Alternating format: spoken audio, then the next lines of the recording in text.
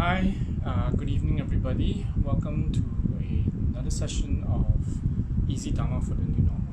Today, we continue on with the Introduction to Buddhism by Geshe Kelsang, and we have completed part 1. Let me see here. There are 3 parts to this book, and we have completed part 1. So, the part 1 was about basic Buddhism, everything from who is Buddha, understanding mind, past and future lives, karma, our precious human life, what is meditation, death, and the Buddhist way of life, which we did last week. So before we continue, let me see who is on. Okay, I can see myself. Good evening, Mr. Lam. Okay, Mr. Lam and Esther, you are the early birds who has come on. Thank you for joining me, and today we'll be doing part 2. Right? Hello, Shelley, Kinho, good evening. So I right now, because I don't have the aircon, I have a fan on, so you'll see. I hope the fan doesn't disrupt the audio pickup from the mic. Okay, so and let me know if you cannot hear me or it's blurry, right?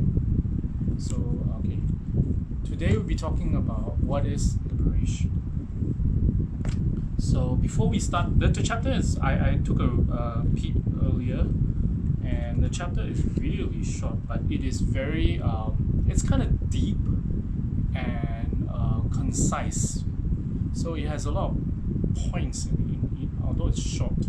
So I would like to give a background first before we go into the reading, because when you talk of liberation, what are we talking about? Let's explore the word liberation first. Liberation is, I was thinking about it. It is when in the English word liberation means freedom. You know, to gain some sort of freedom from something, freedom from slavery, freedom from health problems, freedom from from being restricted. So it's a sort of just the word itself, the English word itself, liberation, it gives you a feeling of freedom, you know, to gain some sort of freedom, some sort of liberation, emancipation. All right. Hi, Karen, Jillian, and today we're talking about liberation. So I know everybody's saying liberation, enlightenment, and all that. Not so much as enlightenment. It is to gain some sort of freedom from what the causes of suffering. I mean, in Buddhism, it's a very rim thing to say, freedom from samsara, you know. Well, what is samsara? Samsara is a cycle of suffering, the cycle of death and rebirth, the cycle of karma, the cycle of all the causes that we create every single moment of our lives that creates us situations where we suffer, where we have problems, where we have difficulties, you know, and even the word suffering, right? The English word suffering, when you say suffering, it has a connotation, you know, it gives you a meaning of pain. It gives you a meaning of extreme difficulty, but actually that's just one aspect of it. In the Buddhist idea of suffering, it's just one aspect of it. There's a whole lot of different aspects to it. Some of it we'll explore, some of it will not. There's a suffering of change, when things change, when we encounter difficulty, where we push out of comfort zone, because, you know, like for example, the COVID situation right now, and the lockdown, where we have to be at home. Some of us are coping, many of us are not. Some of us have a lot of difficulties, so this is suffering of change. And that's why it's even called the new normal right now. You know, even this teaching, the new normal. So even for us, even though we deliver the Dharma, we have to change according to the times. So suffering of change, and also there's the suffering that is arising from dissatisfaction. And Buddhism focuses very much on this because even when we have everything pleasant, there's no COVID, the economy is doing well, we have our jobs, we have our money, we're still not happy. We're still dissatisfied. Even when we have everything we want, things are going well, the kids go to school, they were behaving, everything's fine, but we're not happy because something's just not right. It's not enough. We want more. We want our kids to be, to be better than the neighbors. We want our car, instead of the X50, we want it to be a Mercedes, I don't know what model, GLA, GLB, whatever it is. We want it bigger, better, and so on and so on. We're always constantly fighting, always not happy, always dissatisfied, wanting to improve, and have striving to improve, and striving to show off, striving to be better for face, for name, for the fun of it, for some of us. So there's no moment of peace. So even that, and especially for a lot of us, that is suffering. And that suffering is not physical pain, but that suffering is the dissatisfaction, the unpleasantness of having to go through this over and over again, never find satisfaction, never find contentment, never get peace of mind. Alright, so that's what we're looking at. Okay, anyway, so the idea of liberation is to be free from those things, from the causes of suffering. So we'll explore and see what Geshe Kelsang says about it. Shall we? Hi, Fun Hei, Sam Fun Hei. Good evening to you. Oh, if you have any questions about what we have talked about from previous weeks, or any questions that you have regarding anything at all, just let me know. Hi, Sharon. Hi. Oh, just now we had a huge thunderstorm. It's raining. It's still raining right now in KFR right now. So just now we had a blackout. Now it's better. Tashidele Kushila Kelsang. And yeah. Okay, so there's a question here. Most of what you have shared is self-inflicted suffering, right?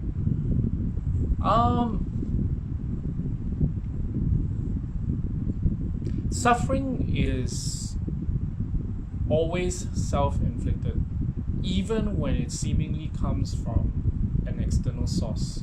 I mean, when it's somebody doing it to us, but there's two levels to it. One level is we create the circumstances, we allow that person to do it. Another circumstance is it could be, it definitely is. The other circumstance is we created the causes from a previous time. Some causes are created immediately, meaning we allow the person to do that to us because maybe we want something from that person. Maybe that person is someone we respect. Maybe it's a family member, maybe it's a lover, So we allow that person to do it to us. Sometimes it's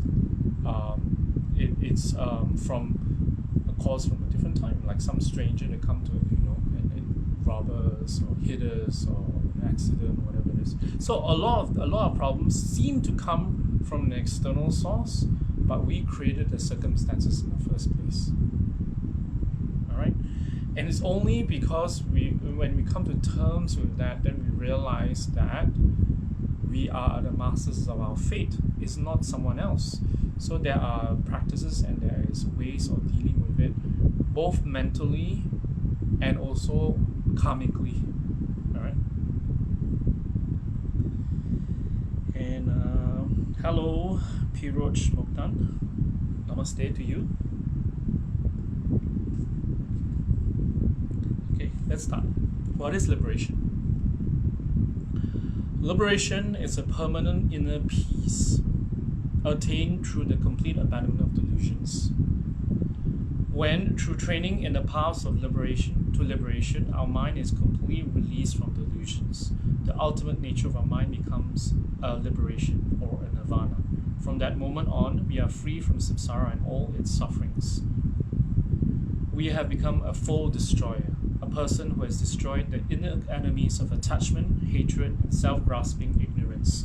As mentioned earlier, 49 days after Buddha attained enlightenment, he was requested by Brahma and Indra to turn the wheel of Dharma. The first teaching Buddha gave was the Sutra of the Four Noble Truths, in which he explained about true sufferings, true origins, true cessation, and true paths. Samsaric rebirth, such as our present rebirth, is called true suffering because it is the basis of all other sufferings and delusions. Delusions and actions motivated by delusions are called true origins because they are the origin or source of all sufferings. Okay, before we go, let me elaborate a little bit. Thank you, Joyce. Thank you for joining us, and Miaoki. Good evening to you. Let me elaborate a little thing about this part first. So, what's described is liberation in the Buddhist sense is to gain an inner peace. An inner peace through abandoning all the causes of suffering. And the causes of suffering, what is suffering? The causes of suffering? Delusions. And what is delusions?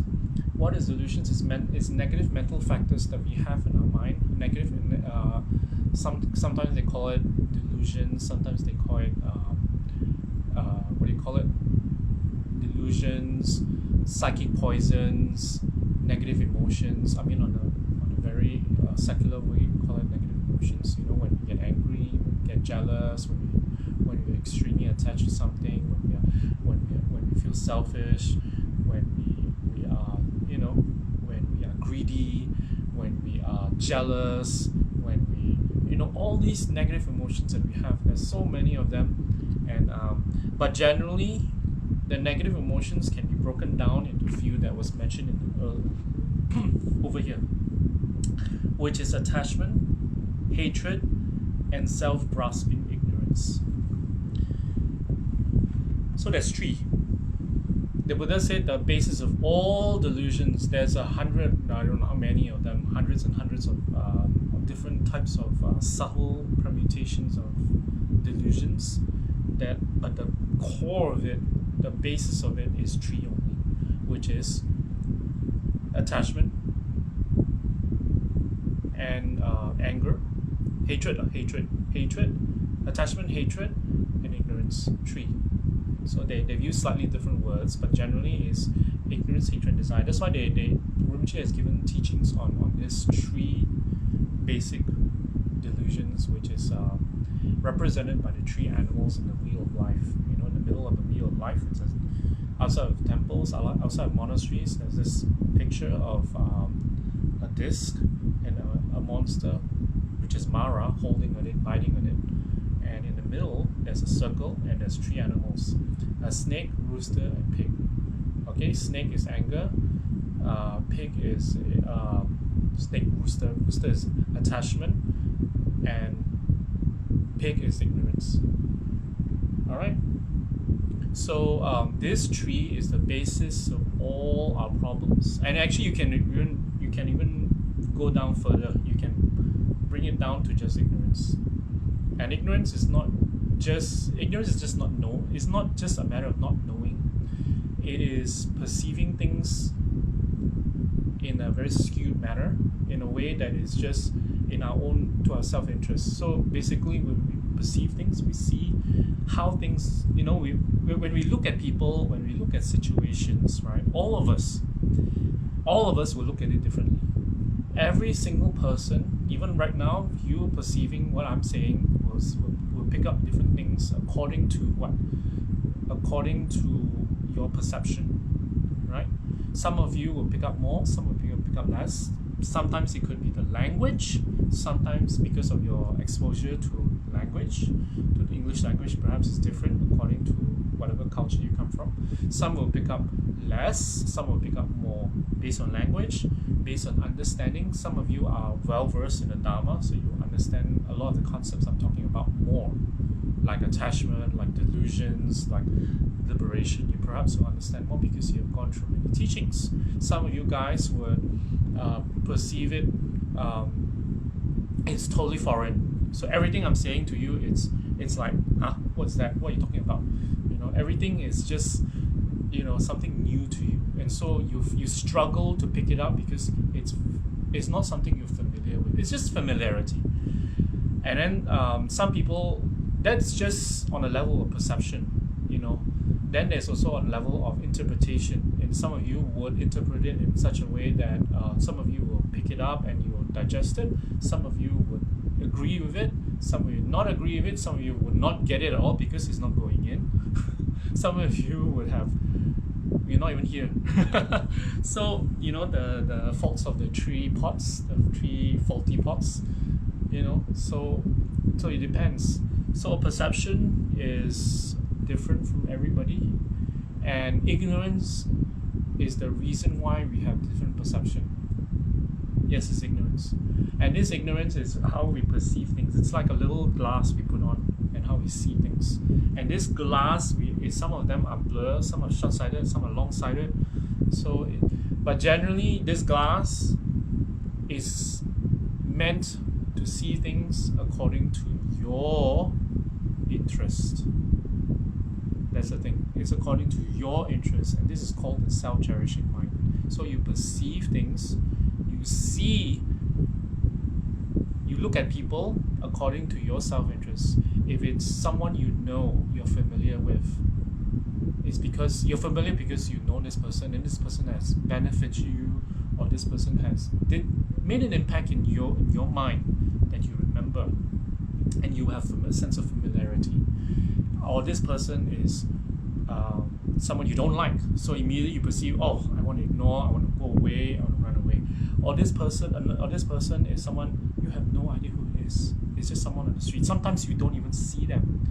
Like for example, like when we walk down the street, there are beggars on the street, or street children, or maybe not children, maybe adults, or sometimes maybe just someone who sweeps the road at the side on the side of the road, and we don't even see them because they mean nothing to you. So that is a clear indication of perception, of how you see things, and that perception is based on ignorance. All right. Yes, Joyce, you're welcome. That's how I this analogy I just came up by myself because based on reading and trying to give people an understanding of what ignorance is according to the Buddhist ideology of it, the Buddhist philosophy of it. Ignorance is not just not knowing. It's not like you don't know something. It's about perceiving things in such a way that is not seeing for what it really is. Yes, that's how they describe it usually. It's not seeing things as they really are. You see things as according to your will, according to your self-interest. That is ignorance. Alright, okay, anyway, that's one part of it.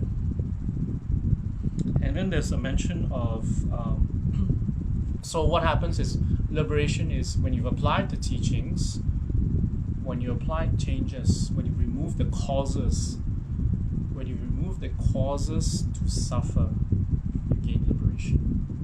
And when you've gained liberation, so you're free from suffering, because the causes of suffering leads you to suffering. So when you remove the causes, you don't suffer anymore. So when you don't suffer anymore, you have removed your samsara. You have removed, and there's a term for it. It's called foe destroyer, according to the book. You've achieved what you've become. You've become what is known as a foe destroyer. Sounds very fantastic. Foe destroyer means you've destroyed the enemy. Foe is an enemy, and so you've removed the enemy, and that enemy is our delusions, and that because these enemies are internal, is in us, is in the way we perceive things, is in our negative emotions. Our negative emotions is a reaction to how we perceive things negatively. So when you remove that, you remove all these enemies, and so what happens is you've gained liberation. and when you gain liberation, you actually cut karma. If you do it successfully and completely in your mind, all sorts of delusions, you've removed them completely. You become what is known as an arhat. A full destroyer is an arhat.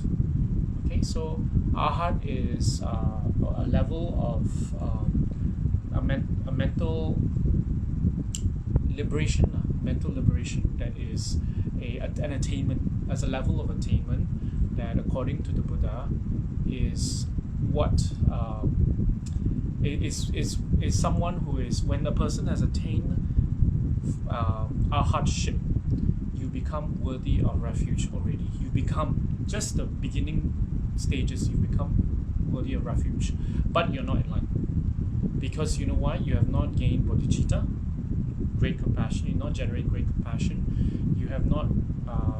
There's a lot of things that goes along with it to become fully enlightened. This is just part of the way. All right. So I just thought I'd share that. Full destroyer. No, not full. Joyce. It's foe. F-O-E. Finland, Orange, England. Foe. The enemy. It literally means, it's another word for enemy. Foe destroyer, not full destroyer. Foe. Alright? Okay. And it also, now it attempts to quantify, to give you an idea based on the Buddha's teaching, his first teaching on the Four Noble Truths. So it says here that true sufferings, all the teachings on delusion, just now we've mentioned of delusions, is the first noble truth, the truth of suffering. So that's one thing I like about this part of the teaching, is that first of all, we have to admit that we are suffering. We have to understand that we are suffering. And to understand that we are suffering requires you to go through the teachings, understand it from a deeper level, because some of the concepts are pretty new to us in the sense of how we perceive things and what ignorance really is. Right? So this is part of the Four Noble Truths. So it quantifies this delusion, the teaching on delusion, on true sufferings. And then the true origins, the second noble truth, is on the source of the suffering.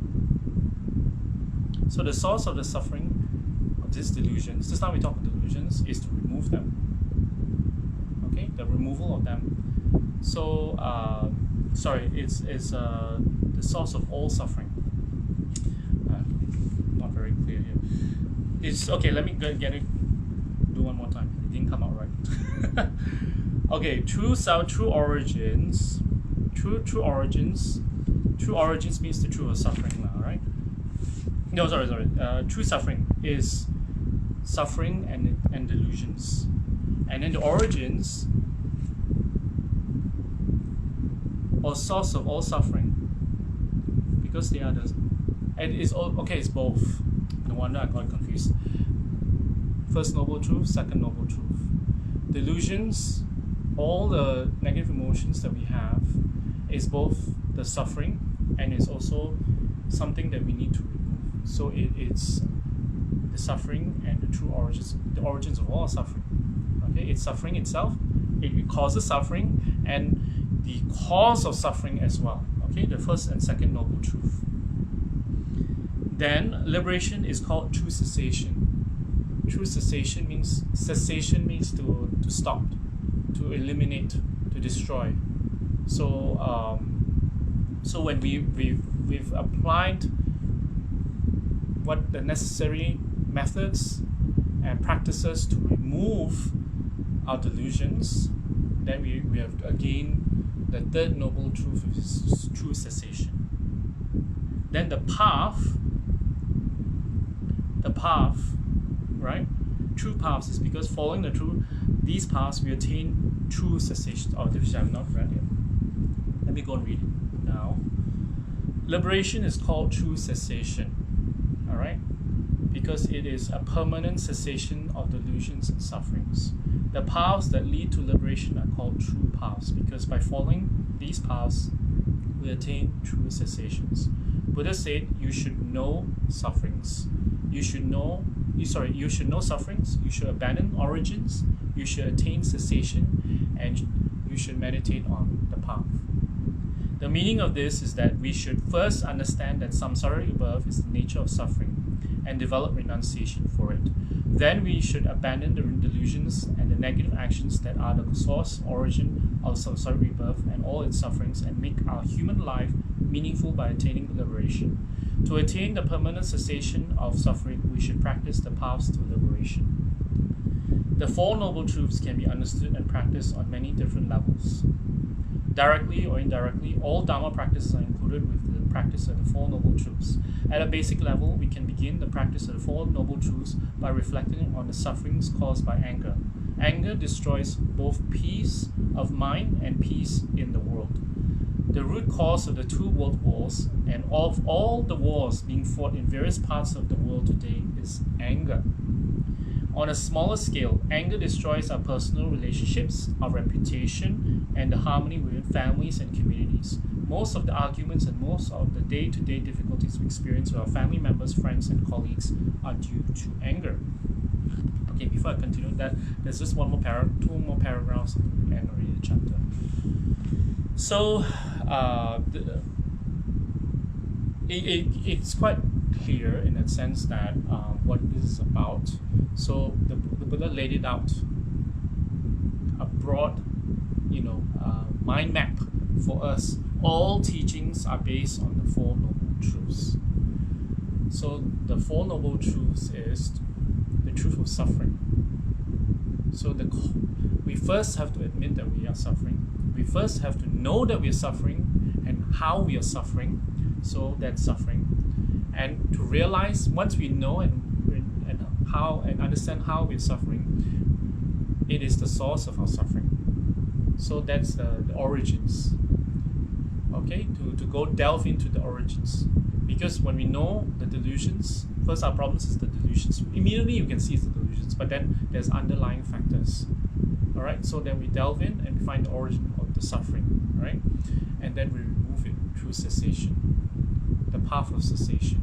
And then from then on, we meditate on the path, meaning to apply and keep applying, because immediately it's not an overnight process.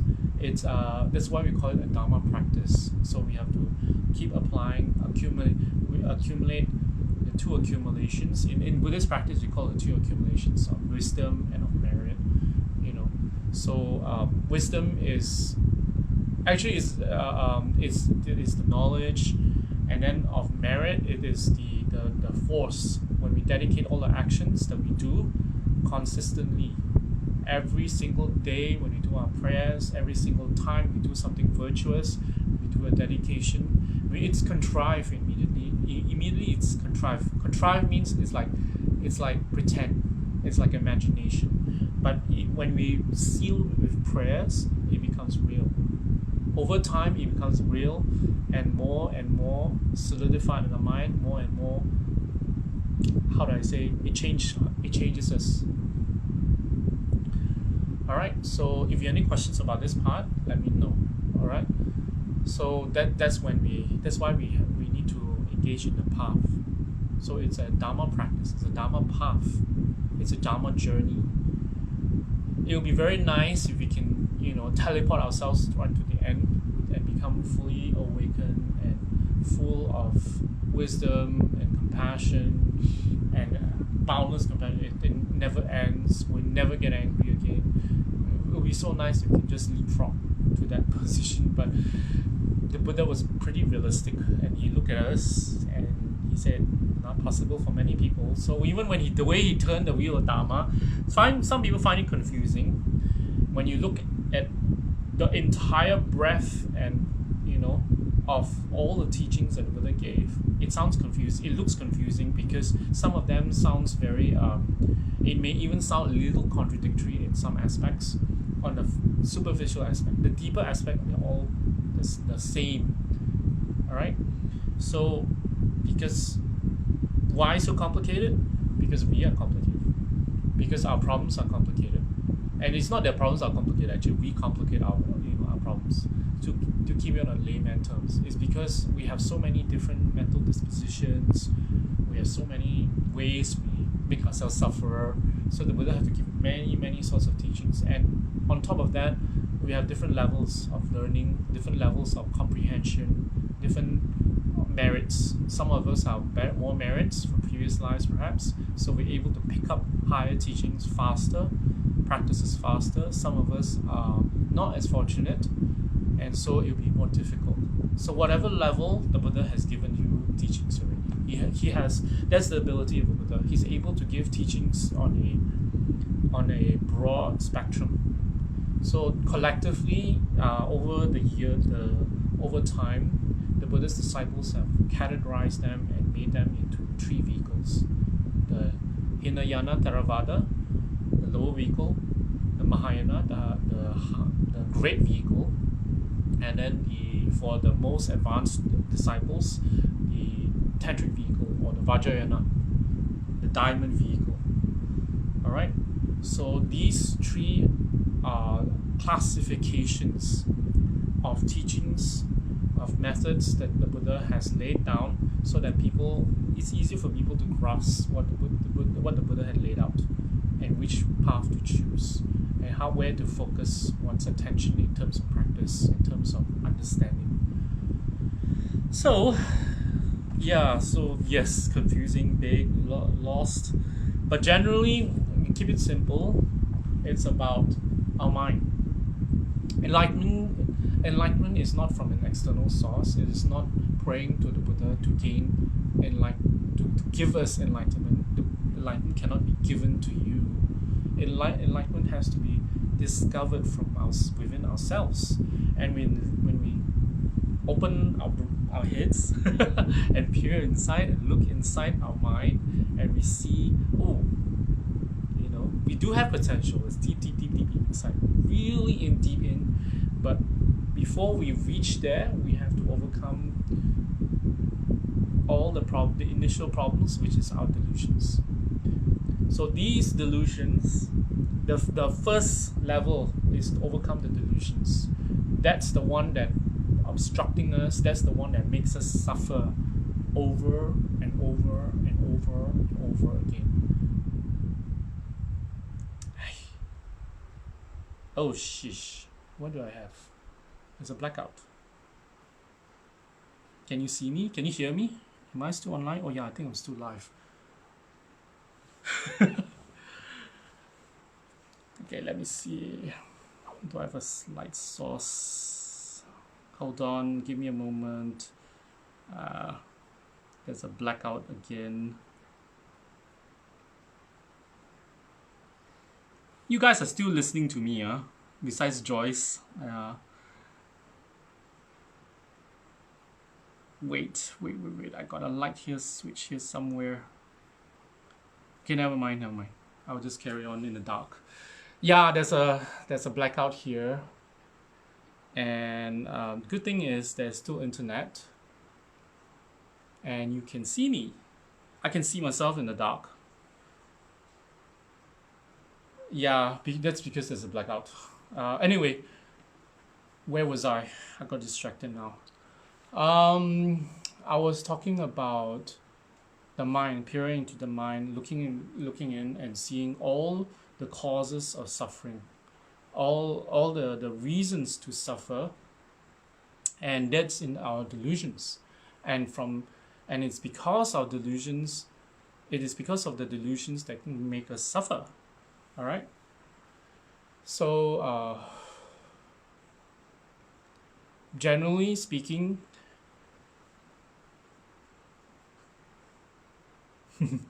yeah, you can't see me because there's a blackout at the moment, but there is internet. There's a blackout, I think, in EF. Let me see. So anyway, because of all this, in order to gain some sort of, in order to gain freedom from suffering is just the beginning stages. Once you overcome suffering, doesn't mean you've become enlightened.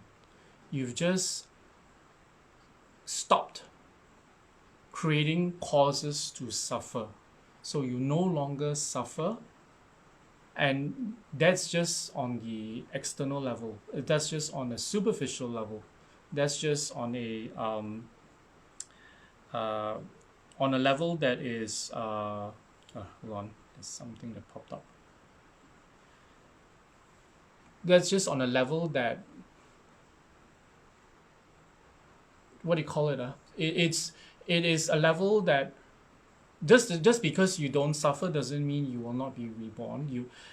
And doesn't mean that you have no karma. It doesn't mean that you have no imprints. Because in order for people to, in order for us to suffer, for us to experience suffering, we have created causes before, right? So and all these causes in the past, the imprints of it is still there.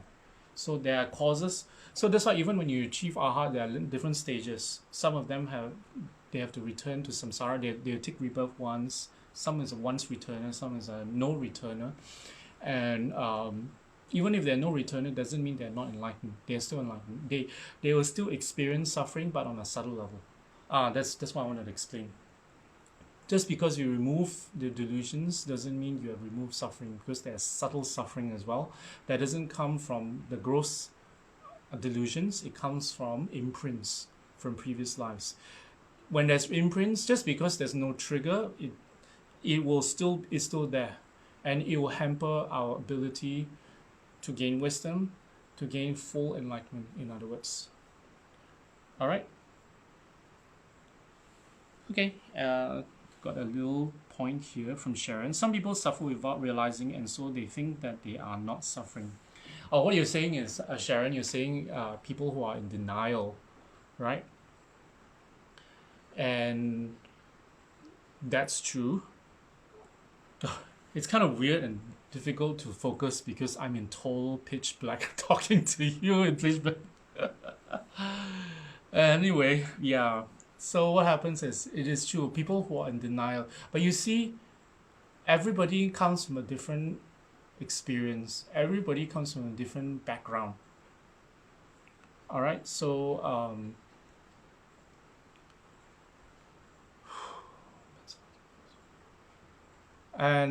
so everybody comes from a different background. So their experience, their background will determine how they perceive. Some people have the merits, some people don't. So what I'm talking about merits here is the causes to receive the Dharma. If they don't have the cause to receive the Dharma, they will not be able to receive the Dharma. They will not be able to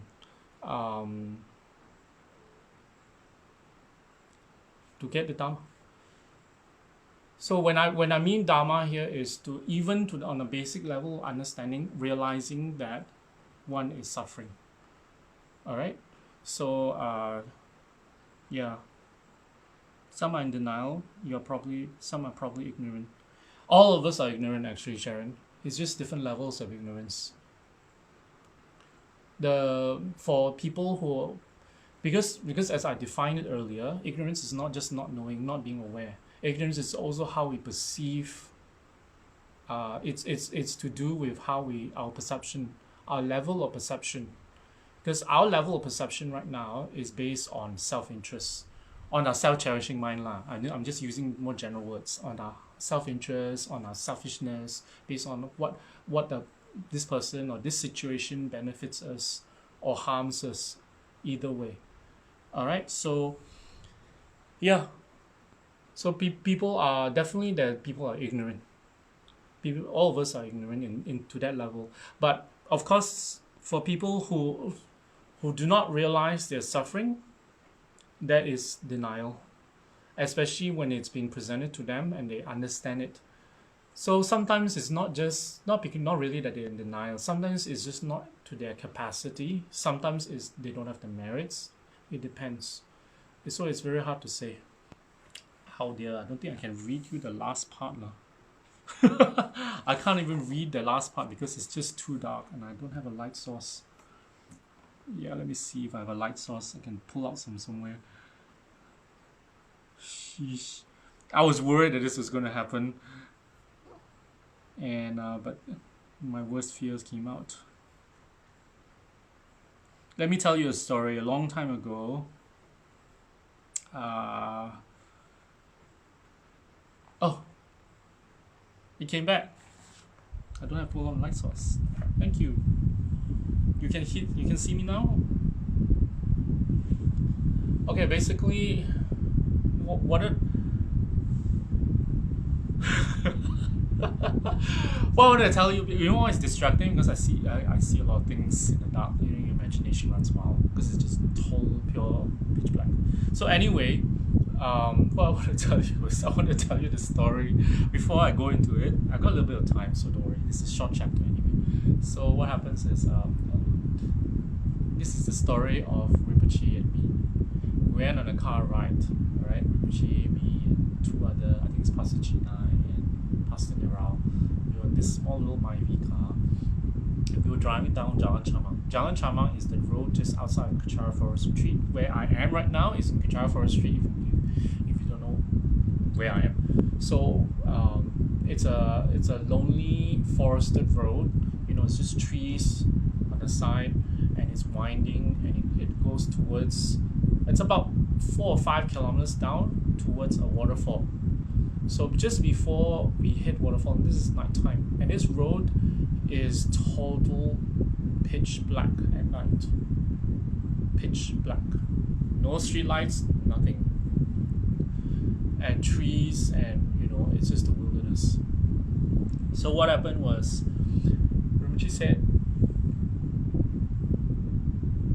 what did Rinpoche say? I think Rinpoche said something along the lines of, what if you take a walk? You know, what if I left you here all by yourself? You know, the great meditators in Tibet, what they do is they meditate in the cemeteries. So today, we won't be doing that here. It's not.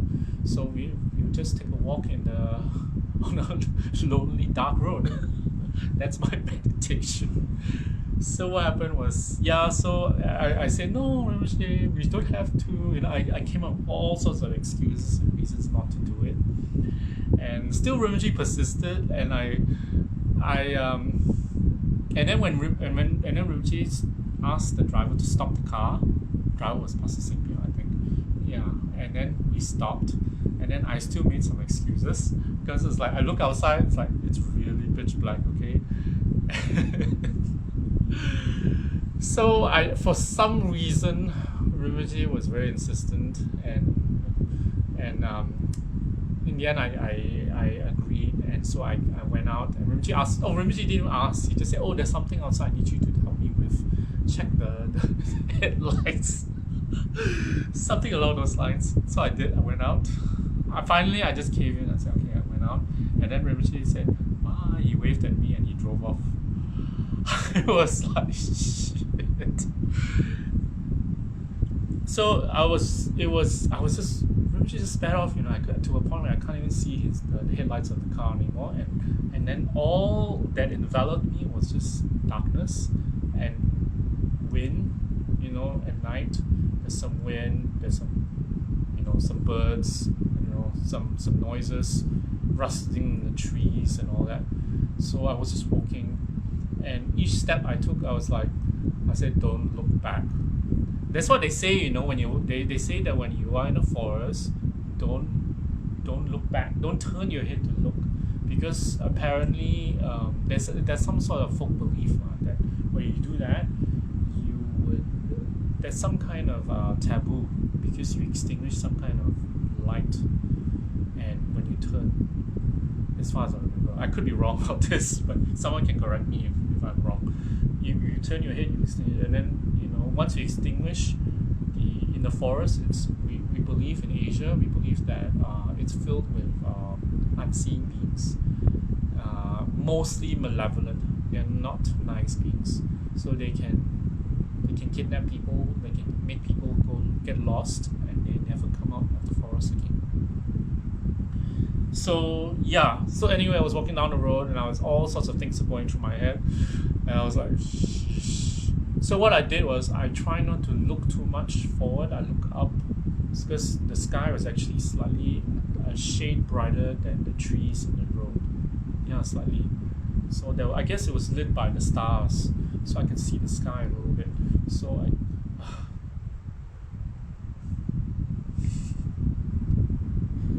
where to go. So anyway, so I was just walking, and what did I do? I think I recited mantras. So I recited mantras, and I think this must be Rinpoche playing. Maybe Rinpoche in a scene way playing a joke of me now. So anyway, I was walking down the road, and I was just so I recited mantras, and finally about 10-15 minutes down walking, maybe shorter, I don't remember. It just seemed like forever, you know. Then finally Rinpoche actually turned around, and then I went in the car, and Rinpoche just laughed and asked me how did I feel. So I said I was scared. It was scary. It was you know, I heard a lot of things, most likely my imagination.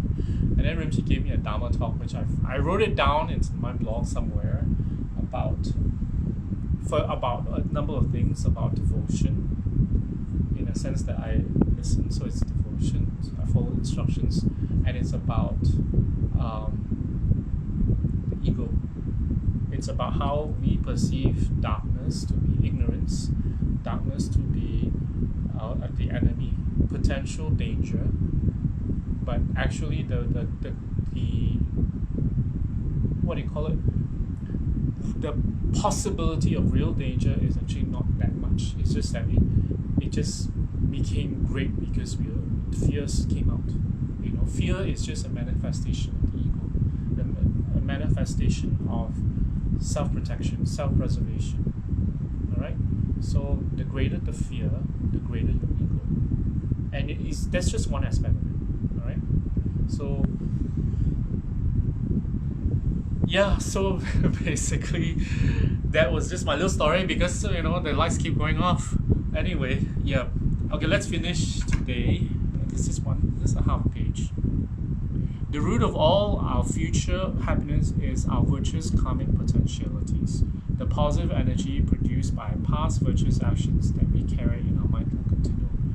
Anger destroys these potentialities and thereby robs us of good effects of our virtuous actions. Moreover, through causing us to commit heavy negative actions, anger can even throw us into the fires of hell in future lives. Nothing harms us more than anger. Recognizing the terrible and unnecessary sufferings that arise from anger, we should develop renunciation for them, and then strive to abandon their causes. The mind of anger by practicing patience. In this way, we can attain cessation of anger. The sufferings caused by anger are true sufferings. Anger itself is true origin.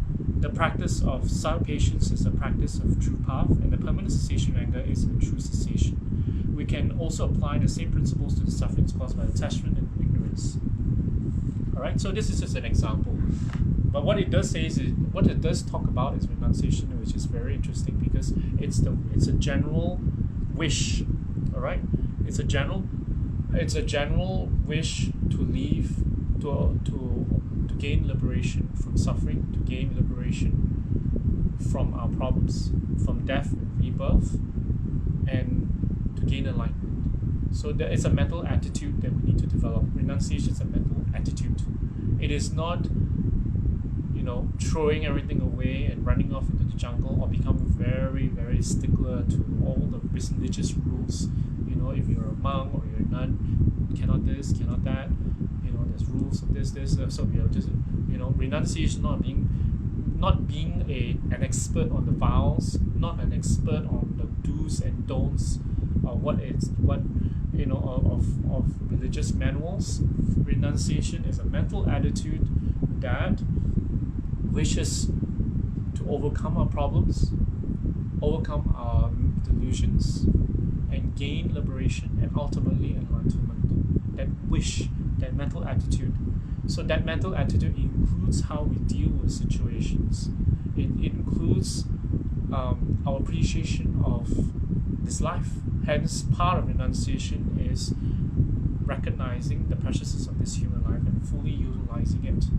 So it means that it will, when we gain attainment of renunciation, it will change the way we see the world. It will change the way our likes and dislikes. It will change our preference for spirituality. It will change. It will make us. It will make us prefer spirituality over materialism. It will make us kinder, more generous. Let go of all our delusions, our anger, our attachment, because all those don't really matter anymore when you have a higher perspective, when you appreciate this life and how precious this life is. So the key word is renunciation. All right? I think that the whole part of this teaching is actually to develop, in order to gain liberation, we need to renounce. And in order to renounce, it's not about giving up, it's about generating a mental attitude. So that mental attitude would include, like, it depends, because if it's anger, it's developing patience. Actually, it's not patience, it's taking responsibility. This is what according to what Rinpoche said. According to Rinpoche's teachings, when anger arises, real anger, anger that we cannot control ourselves. All of us have anger from time to time when we are so frustrated because of difficult, negative situations. So we get a little frustrated, a little, grumpy and tiffed. So, but the anger that we're talking about is an angry that is uncontrollable.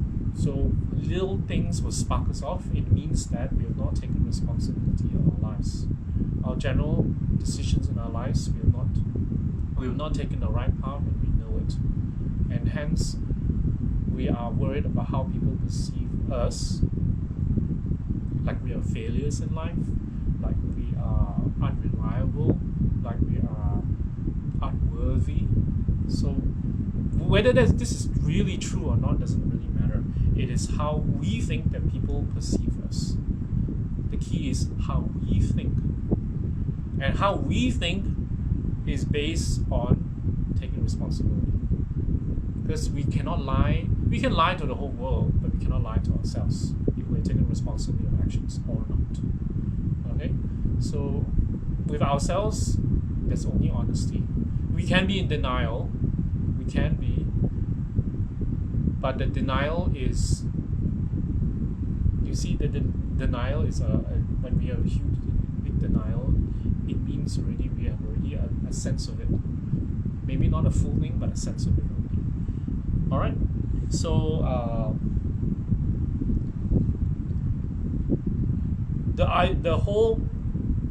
the basis of renunciation is appreciation of this life. To gain liberation, which is a result of renunciation. Renunciation is a broad thing because I'm still reading about it, so I'm telling you bits and pieces of what I've read. So it's a mental attitude that makes us more easygoing. Easygoing is not, because some people think it's negative. Easygoing means we are not so attached. We're not so attached to our material things that we have, our investments, our cars, our property. We're not so attached to our lovers, our spouse. Some of us are probably the other reverse, in the sense that we stay away. So we're not so, we're not so, we have to be pleasant. Sometimes we experience unpleasantness.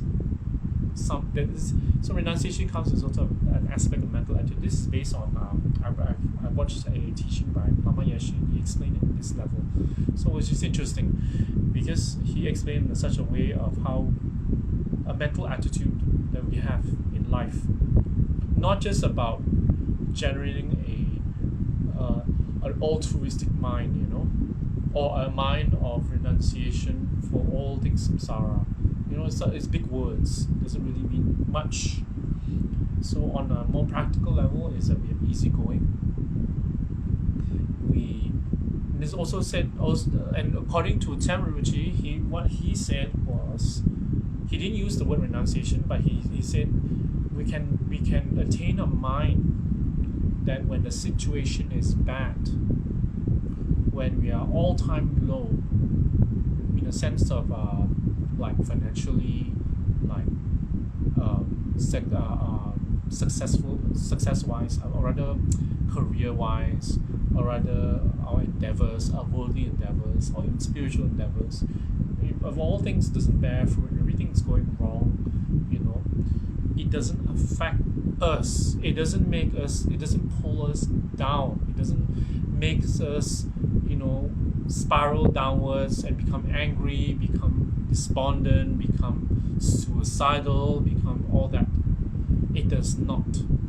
So that mind is possible with Dharma practice, according to Rinpoche.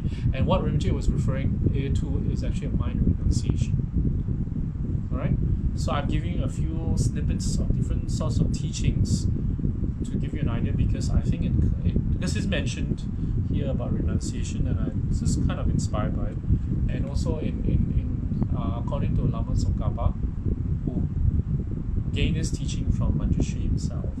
So he said that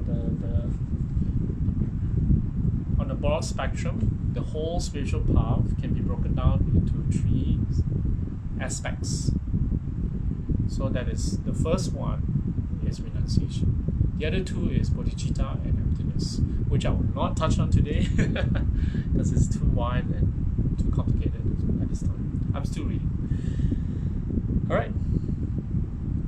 Sharon Ong, for lay people, how can we practice renunciation? What are some of the examples that we can do easily? Renunciation can be practiced on the level of two methods. One is developing gratitude for people, gratitude for the situation we are in. So what does it mean by gratitude? It means being happy of what we have, being happy of our opportunities we have right now, this human rebirth. The traditional way is to look on the 6 realms.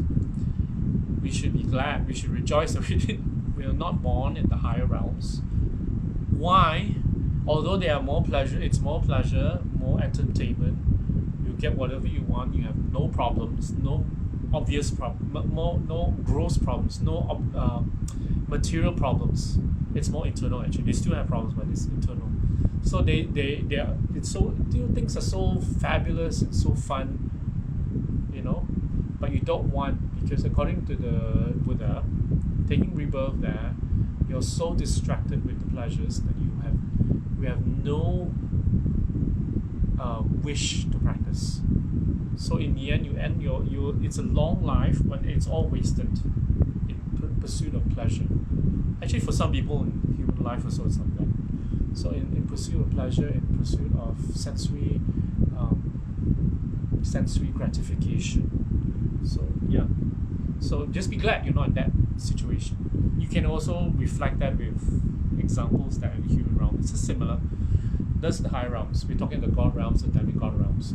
Then in the human realm, it's there's 16 opportune conditions. We can contemplate on that. How wonderful it is that we are born with a perfect, sound body, sound mind, good parents, education, so many aspects, and to the point where we're born in a place where we have access to the Dharma. Some of us remotely, but some of us maybe on a social level, like here, whatever it is, there's access to the Dharma, so we should be glad about it, and we should rejoice, down to all that. And then we go down to the lower realms, like the animal, spirit. Just be glad we're not born in the animal realm, spirit realm, in the hell realm. For obvious reasons, because they suffer more, they have no choice, they have no freedom. They are compelled by karma, compelled by the delusions, extreme delusions in their case, because in their realm, their delusions are stronger than ours, much stronger. For example, in the animal realm, they're compelled by their senses, they're compelled by their instincts to procreate, for food, for survival. Everything is just about survival. Procreation and survival. That's it. There's no mental faculty, no mental capacity to think higher, to have some sort of intelligence to contemplate on Dharma. Okay, so all these contemplations, and you can extend them to all the other realms. Then you have to look into the lumbering. So yeah, that's one aspect of it. One way. Another way is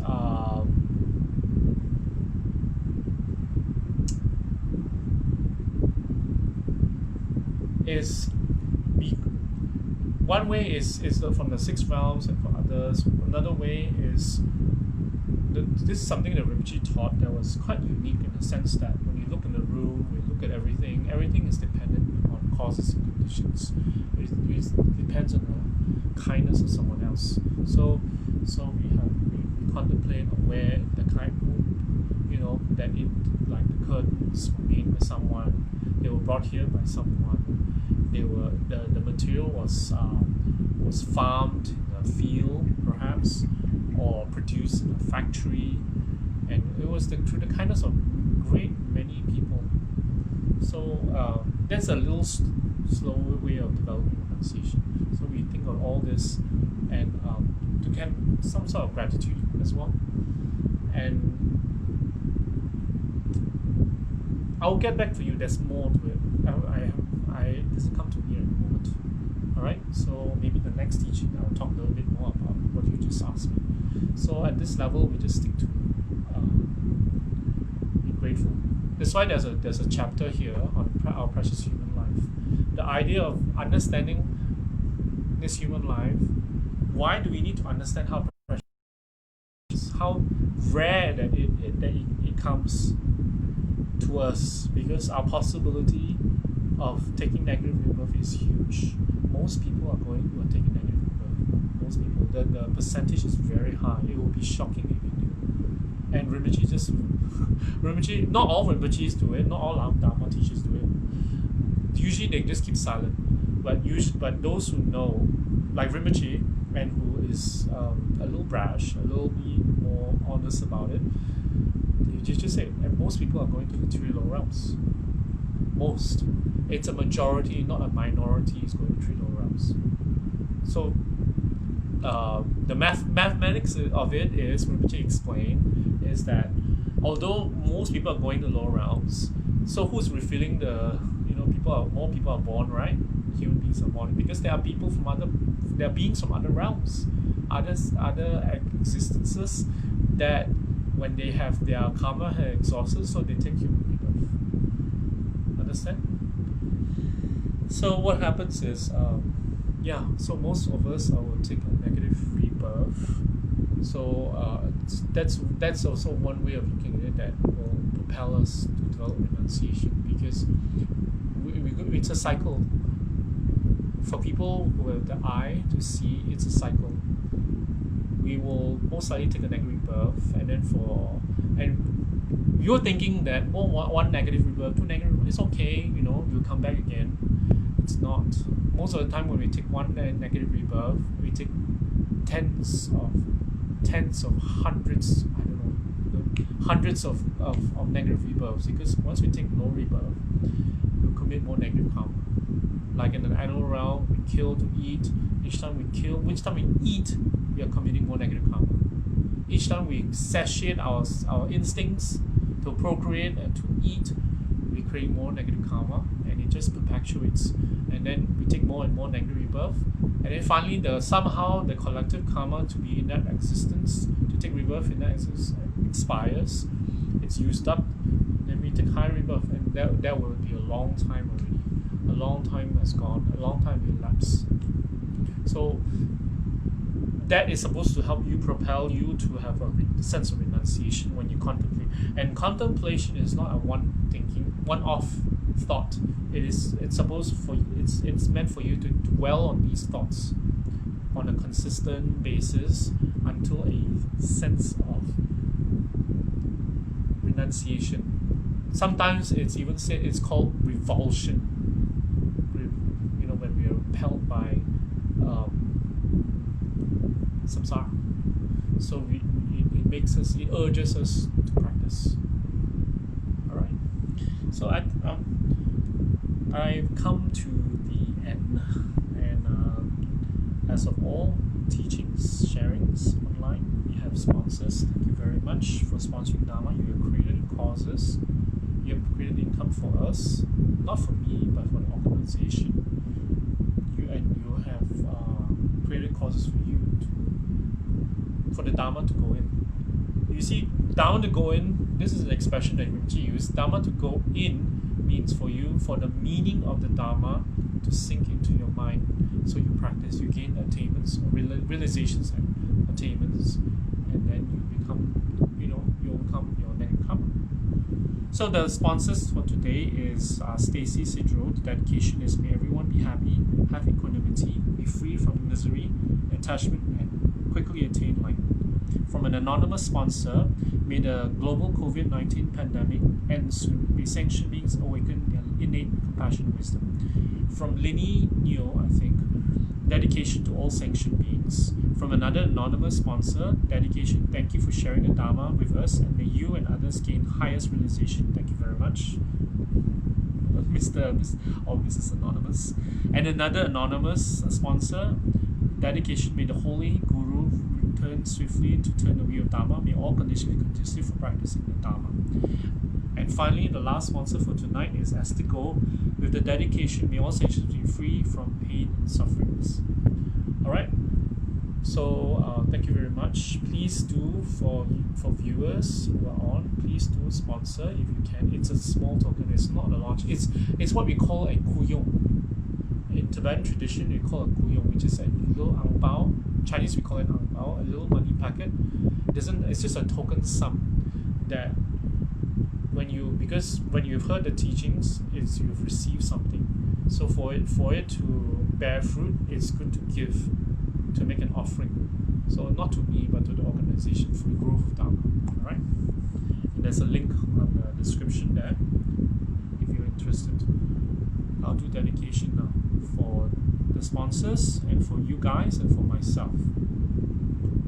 Jaju Central Rinpoche, Mahipa Nagyushe, Kebaya Mami Payang, Kone Kotu Pewasho, Toni Tonga Rinpoche, Mahipa Nagyushe, Kebaya Mami Payang, Kone Kotu Pewasho, Daso Jine Sabage Wadi, Tanandra Konlanga Bada, Jeba Joso Loso Trabai, Tabi Korindo Sa Shesho, Kewa Gundo Yada Lamada, Drebi Jogi Bala Longjoche, Sada Langi Ontera Chuni, Doji Changi Kuma Yodosho, Kewadi Yuruda, Lama Sangi Juni. Chua Chikia Maluma, de Salakobasho, Juji Abosongama, Josona Papivala, Kikisha Machiwada, Tuni Malashash, Dada Shenge de Sunda, Juash Latini, Kiawalo Sandrabai, Tampariba, Gush, Nimo Della Santale, Nemekoyan Delashi, Yasanta to Delepel, Controso, Jugulo, Controso, Tashi, Jasun Lama Kusaratachi, Namkaji, Los Santa Major, Sansoye, Dromosantato. Gangri Rawe ko ay singam de penendego malukion wen cherry one tense gasoli shabli city malu den yuji home to be ngodru malu ba de dalo so koran dem malo chona ke ba so shoot so.